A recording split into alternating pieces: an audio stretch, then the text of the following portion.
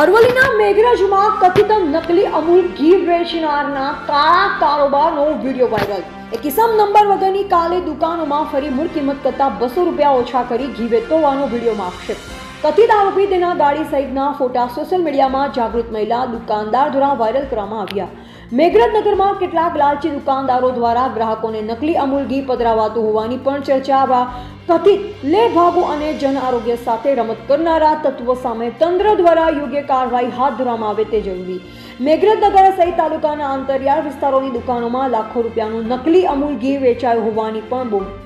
Reporter વાલમ Bariya, Aravalli, Malpur. Google એપ્લિકેશનના અંદર QR કરવાથી અમૂલનું ઘી ખબર પડી જાય ત્યાં નકલી છે કે અસલી છે એમ તમે ખાલી જુઓ લાઈવ એના અંદર। આ દેખો એનું રિઝલ્ટ આ દેખાઈ ગયું, અસલી છે। ઓકે, ચાલો હવે ડન।